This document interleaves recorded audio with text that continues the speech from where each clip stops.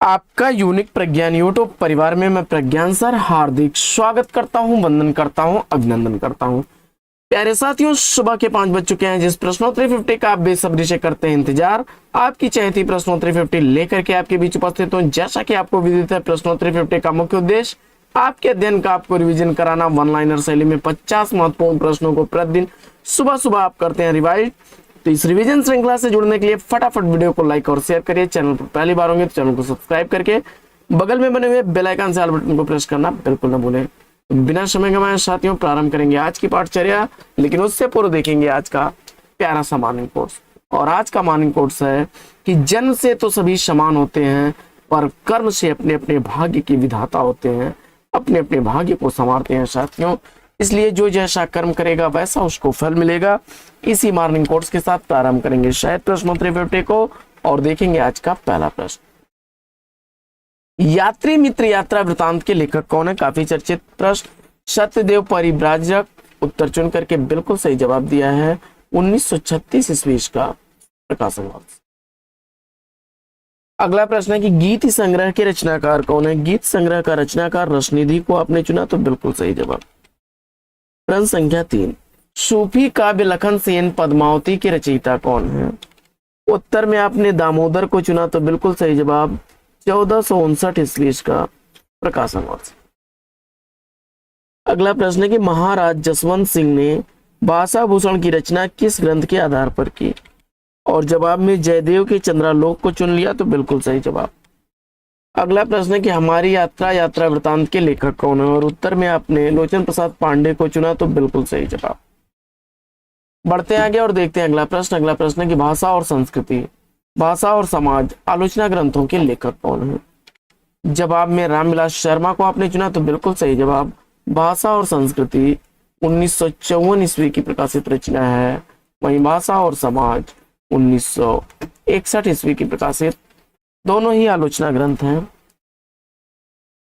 यौवन की इस मधुशाला में प्यासों का स्थान प्रिय, यह पंक्तियां किस रचनाकार की हैं? जवाब में आपने भगवती चरण वर्मा को चुन लिया, तो बिल्कुल सही जवाब। आइए बढ़ते हैं आगे और देखते हैं प्रश्न संख्या 8। जुलूस उपन्यास के लेखक कौन है? जुलूस उपन्यास लिखा गया फणीश्वर नाथ रेणु द्वारा। 1965 ईस्वी इस उपन्यास का प्रकाशन वर्ष है।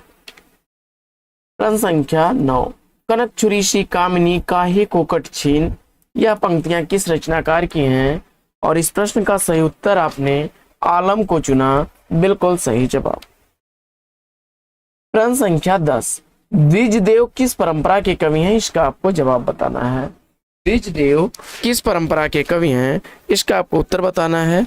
इस प्रश्न का जवाब रीति मुक्त चुन करके बिल्कुल सही जवाब दिया। अगला प्रश्न है कि अमोला रचना की भाषा क्या है? अमोला रचना की भाषा, देखिए, अवधी भाषा में लिखा गया 2700 वर्व छंद का यह ग्रंथ है। त्रिलोचन शास्त्री द्वारा लिखा गया। आइए बढ़ते हैं आगे और देखते हैं प्रश्न संख्या 12 को। देव द्वारा लिखा गया देवचरित किसके जीवन से संबंधित प्रबंध काव्य है? इसका आपको जवाब बताना है। उत्तर में कृष्ण को चुना आपने, बिल्कुल सही जवाब। अगला प्रश्न है कि समय सरगम उपन्यास की लेखिका कौन है? समय सरगम उपन्यास कृष्णा सोपती द्वारा लिखा गया 2000 ईस्वी का प्रकाशित उपन्यास है। प्रेमचंद्र के फटे जूते निबंध के निबंधकार कौन है? प्रेमचंद्र के फटे जूते निबंध हरिशंकर परसाई द्वारा लिखा गया 2003 ईस्वी का प्रकाशित निबंध है। बढ़ते हैं आगे और देखते हैं अगला प्रश्न। अगला प्रश्न है कि पियू चित्तौड़ न आव्यूं श्रावण पहली तीज, यह पंक्तियां किस रचनाकार की हैं? उत्तर में आपने कुमार रासों से अवतरित यह दलपति विजय की पंक्तियां हैं। प्रश्न संख्या 16, वर्षांत के बाद विराम चिन्ह काव्य रचनाओं के रचनाकार कौन है? वर्षांत के बाद विराम चिन्ह काव्य रचनाएं रामेश्वर शुक्लांचल द्वारा लिखी गई हैं। वर्षांत के बाद 1954 ईस्वी की प्रकाशित रचना। वहीं विराम चिन्ह 1957 ईस्वी की प्रकाशित रचना है। बढ़ते आगे और देखते हैं प्रश्न संख्या 17।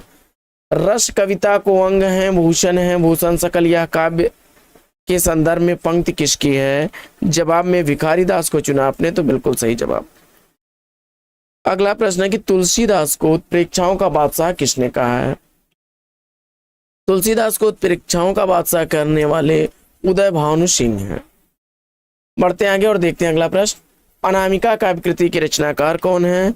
सूर्यकांत त्रिपाठी ने निराला उत्तर चुन करके बिल्कुल सही जवाब दिया।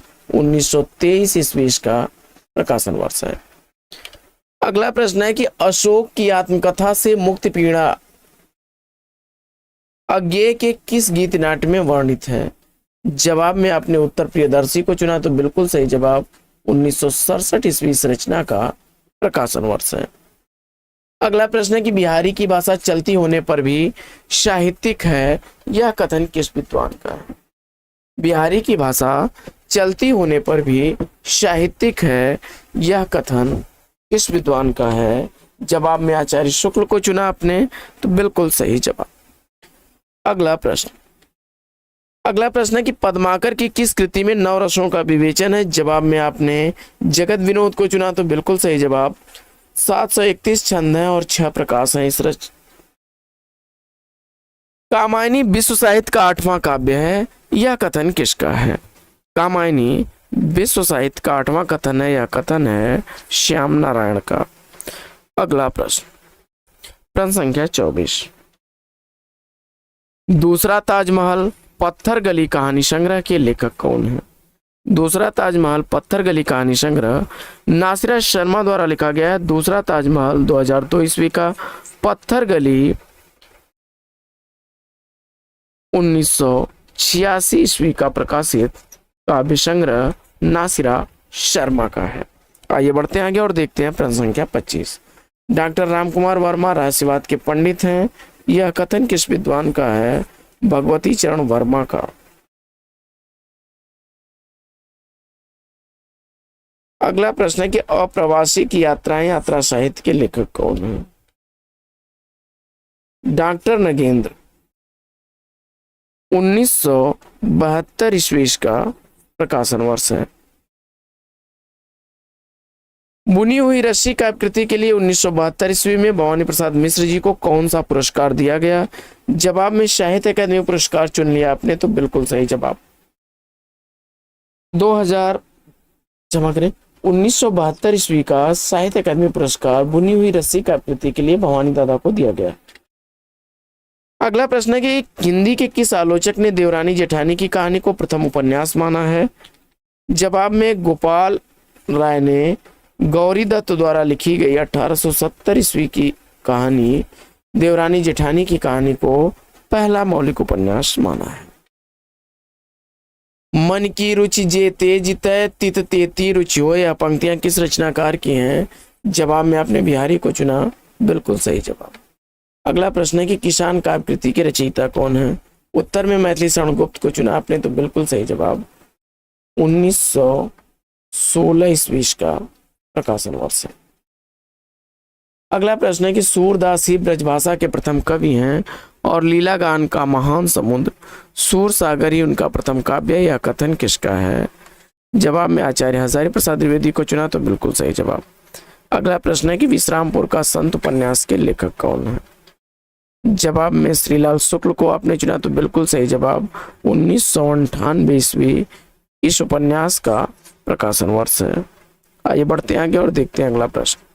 अगला प्रश्न है कि बच्चन में दूसरों को रुला सकने की अपूर्व क्षमता है, यह किस विद्वान का कथन है? गजानन माधव मुक्तिबोध चुन करके बिल्कुल सही जवाब दिया। अगला प्रश्न है कि सूफी काव्य नल दमयंती चरित के लेखक कौन है? उत्तर में सेवाराम को आपने चुना तो बिल्कुल सही जवाब। 1776 ईस्वी का प्रकाशन वर्ष है। अगला प्रश्न है कि दुख जनित रोमांस के कवि कौन है? उत्तर में नरेंद्र शर्मा को चुना आपने तो राइट आंसर है। अगला प्रश्न है कि को किते का उपाय करो कहूं है आपुने पीयू पर आए, यह पंक्तियां किस रचनाकार की हैं? जवाब में मतीराम को चुना आपने, बिल्कुल सही जवाब। और प्रश्न संख्या 37 है कि गुंजन काव्य कृति के रचनाकार कौन है? उत्तर में सुमिंद्रानंदन पंत को चुना आपने तो बिल्कुल सही जवाब। 1932 ईस्वी का प्रकाशन वर्ष है। अगला प्रश्न है कि रामचरित प्रबंध काव्य के रचनाकार कौन है? जवाब में सूरत मिश्र को आपने चुन लिया तो बिल्कुल सही जवाब। यात्रा चक्र यात्रा साहित्य के लेखक कौन है? यात्रा चक्र यात्रा साहित्य धर्मवीर भारती द्वारा लिखा गया 1995 ईस्वी का प्रकाशित यात्रा वृतांत है। अगला प्रश्न है कि रस कलश किसकी रचना है? रस कलश रचना का रचनाकार आपने अयोध्या सिंह उपाध्याय हरिऔध को चुना, तो बिल्कुल सही जवाब 1931 ईस्वी इस रचना का प्रकाशन वर्ष। अगला प्रश्न है कि अंतिम अरण्य उपन्यास के उपन्यासकार कौन है? अंतिम अरण्य उपन्यास निर्मल वर्मा द्वारा लिखा गया 2000 ईस्वी का प्रकाशित उपन्यास है। अगला प्रश्न है कि बंदर सभा कविता के रचनाकार कौन है? बंदर सभा कविता भारतेंदु हरिश्चंद्र द्वारा लिखी गई कविता है। अगला प्रश्न है कि वाणी का क्षीर सागर निबंध के निबंधकार कौन है? वाणी का क्षीर सागर कुबेरनाथ राय की रचना है, 1998 ईस्वी इस रचना का प्रकाशन वर्ष है। अगला प्रश्न है कि सूफी काव्य नल दमयंती के रचनाकार कौन है? जवाब में नरपति व्यास को चुना, तो बिल्कुल सही जवाब 1625 ईस्वी इसका प्रकाशन वर्ष है। आइए बढ़ते हैं आगे और देखते हैं अगला प्रश्न। अगला प्रश्न है कि पृथ्वीराज रासो को सुख सुखी संवाद के रूप में रचित किसने माना है? जवाब में आपने आचार्य हजारी प्रसाद द्विवेदी को चुना, तो बिल्कुल सही जवाब। अगला प्रश्न है कि कर रहा हूं आज मैं आजाद हिंदुस्तान का आवाहन, यह पंक्तियां किस रचनाकार की हैं? जवाब में बच्चन को सुना आपने, तो बिल्कुल सही जवाब। प्रश्न संख्या 47 है कि सूफी काव्य नल चरित के रचयिता कौन है? मुकुंदर सिंह, 1641 ईस्वी इसका रचना काल है, बिल्कुल सही जवाब। बेकन के निबंधों का अनुवाद बेकन विचार रत्नावली नाम से किसने किया? जवाब में महावीर प्रसाद द्विवेदी को चुना आपने, तो बिल्कुल सही जवाब। केसर कस्तूरी कहानी के कहानीकार कौन है? शिव मूर्ति जवाब देकर के बिल्कुल सही जवाब दिया है, 1991 ईस्वी इसका प्रकाशन वर्ष है। अगला प्रश्न है कि मध्य एशिया का इतिहास ग्रंथ के लेखक कौन है? उत्तर में राहुल सांकृत्यायन को चुना, तो बिल्कुल सही जवाब 1958 ईस्वी में साहित्य अकादमी पुरस्कार से सम्मानित यह रचना है। तो साथियों, आज की प्रश्नोत्तरी 50 लेगी यहीं पर विराम। फिर मिलेंगे आपसे अगले वीडियो में एक नए प्रश्न, एक नए टॉपिक, एक नए अंदाज में। तब तक के लिए लेते हैं आपसे विदा। आपका जीवन मंगलमय हो। बेस्ट विशेष बेस्ट ऑफ लक। जय हिंद साथियों।